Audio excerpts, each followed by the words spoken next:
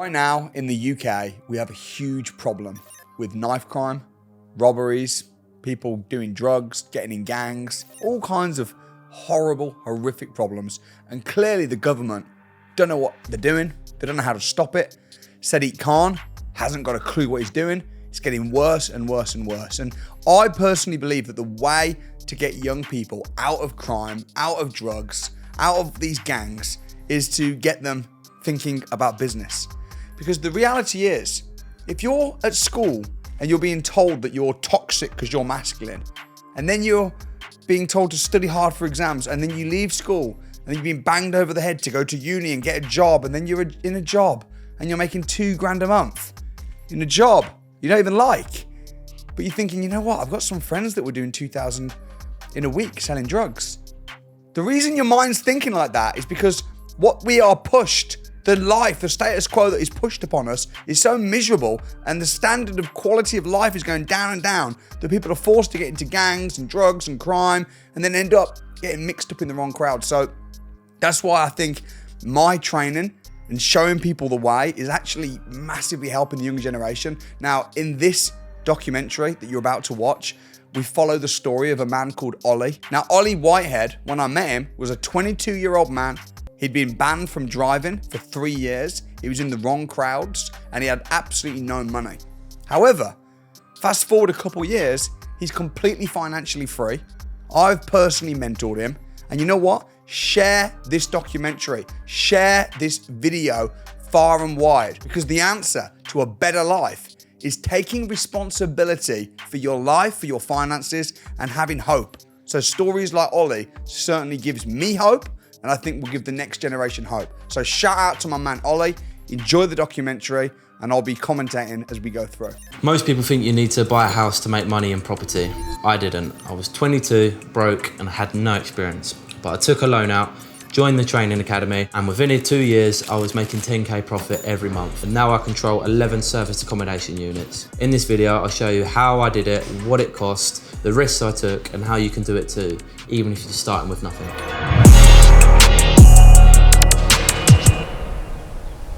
My name's Ollie Whitehead. I've just turned 24. I'm based in Kent in Maidstone, and I run service accommodation for like Airbnb. So I rent properties and then rent it back out on Airbnb for short to medium term stays. Firstly, massive shout out to Ollie for actually sharing his story. So many people that become financially free and end up making a bit of money and they're living a good life, they don't want to share because they don't want the competition.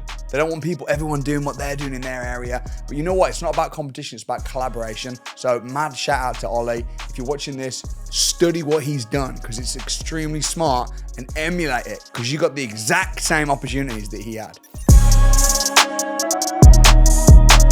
We're in Kent. This is where it all began for me. We've got a ground floor flat and we've got the top flat. It was a management company I got this from. So we agreed no deposit and I would do a small refurb with a grant of 1 month's rent free. I didn't have to pay rent for the first month, which basically means that I had the time to give it a little refurb, give it a nice makeover. And ever since, it's done amazing numbers. The last 9 months, I've had it booked out consecutively just to a single guy, and he's paying a flat rate of £2,000. My rent is £950. So on average, it's making about £800 profit per month. So £900 a month profit from one property that he doesn't own. And bear in mind, he's got loads of these. That's a good business. I grew up in Maidstone, just by a single mum. My mum was the best, give me the best childhood I could have dreamt for. But unfortunately going down a bit of a wrong path with it. Taking drugs, getting into the wrong environment, which led me to losing my driving licence when I was 17. I lost my licence for a year, and then at that point I was still driving. And I crashed my car with a few friends in my car, which was a bad time in my life. It was probably my rock bottom time. And then when I got finally punished for that, I got my licence taken away for 3 years. So when that reality set in, it was a big awakening call for me. Just took a big step into learning a new skill, building a business, heavy into fitness, and then entrepreneurial side, the true entrepreneurial side come out of me. I've actually had to grow a business, how to start a business, how to do all these things that in life you need to do, and I really grew up from there.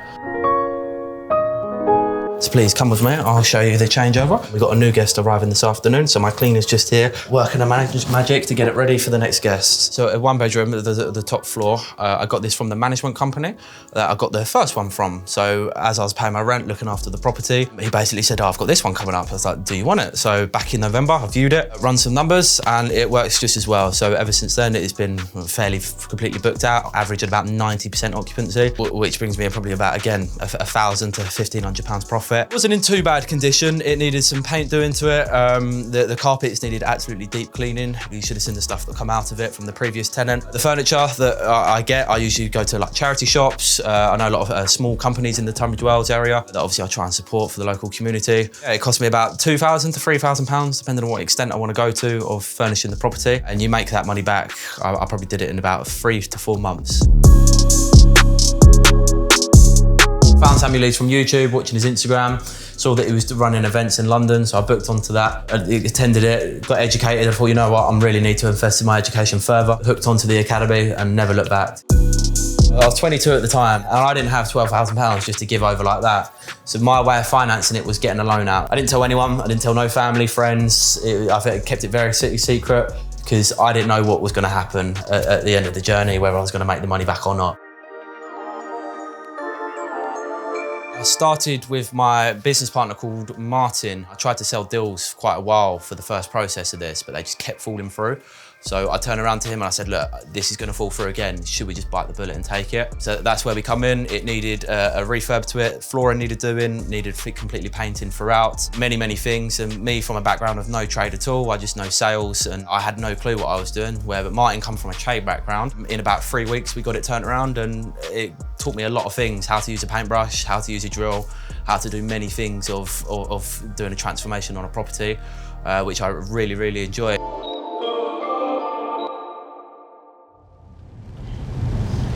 Quit my job April last year to go full-time into this. March the following year, this year, is the first month I did 5 figures in profit. The education technically was paid off in 1 month. When you're signing the paperwork to pay £10,000, £12,000 for education and your hand's shaking, I take that as a scary moment, yeah, but I thrive off risk. I love taking risk. I love going out into the deep end, out my comfort zone, and I truly believe if you're not out your comfort zone, you're not really progressing. So that was a big step for me.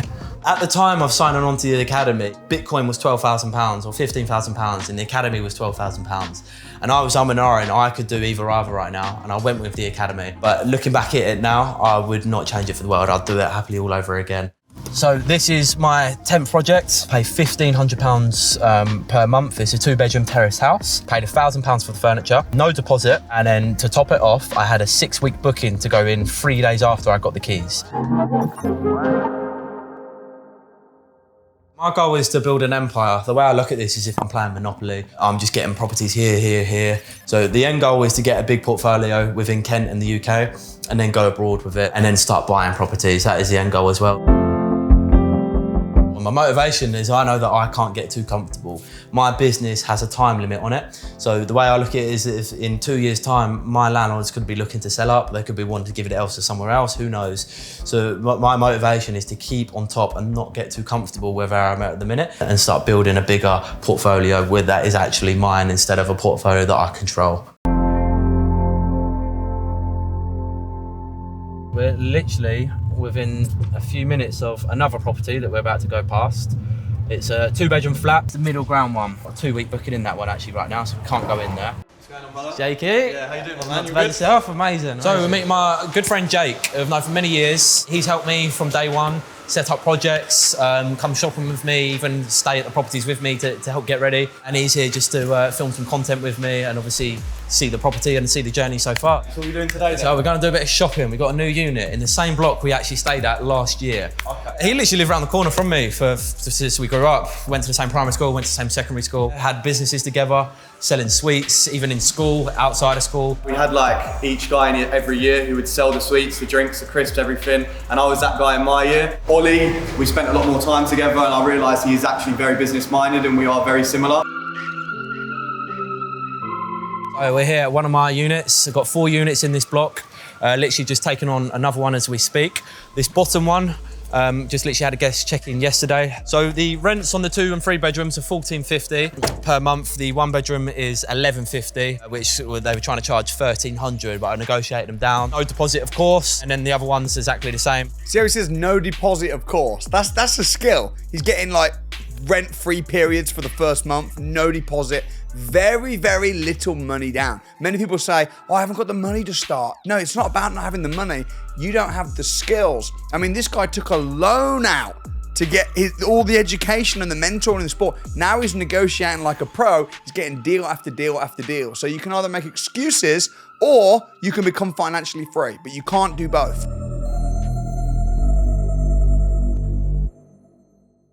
I hear this illusion all the time that you need money to get into property, but there is people out there with no money still making thousands of pounds within property, and they don't own any property. I manage property, so I control properties, and I'm still making a good income from that. So for the people that think you need money, you really don't. You just need to get educated. So in this one you've got 4, right? 4 units. Yeah. This is my newest one, number 11. Got the keys 2 days ago. The 1 bedroom flat, I'm paying $1,150 for the month. I have a week to get this furnished. So we're nearly there, got a few more bits to do, and I have a direct booking coming in on Monday. Met my business partner through the academy, and then we was just working together, sharing ideas together, and that's when we took our first rent-to-service accommodation together. And I've met so many other people through the academy. But it's not just that, it's the journey that took me from finding my first property, of how to stack a deal, how to communicate, how to negotiate with landlords, how to get the right terms and conditions and contracts in place, to make sure that what I was going through, that was going to be a good process and it's actually a good deal in the end.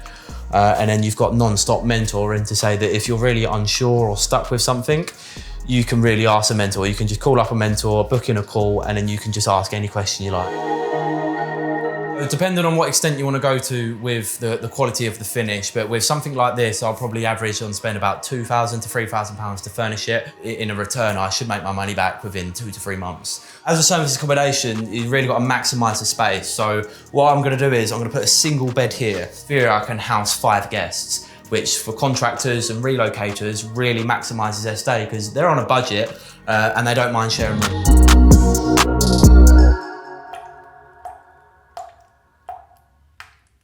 So this is the biggest issue I'm facing at the minute, a leaky ceiling. This has been going for a while now. However, with good guest communications and good things in place, the guests are still able to stay here. I had an inquiry a couple of weeks ago to say that we're in the area, we need a place to stay, we're very urgent. And I just said, look, this is the situation, this is what is going on. Are you happy to stay here still? And they turned around and said, you know what? We're absolutely fine with that. Thank you for being so honest. I'll give them a little bit of a discount for a goodwill gesture. So hopefully this problem is going to get fixed by the landlord. I need a place to stay whilst my house is being repaired from a water leak.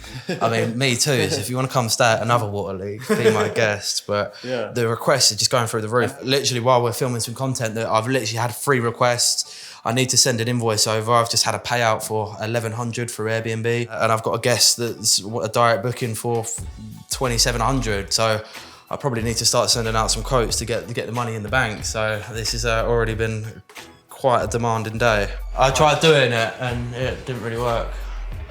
I could do some things on my own, like put the Ring doorbell up and that, but this stuff I can't do. It's £3. And I've seen this. Wait, £3? £3 for these 2.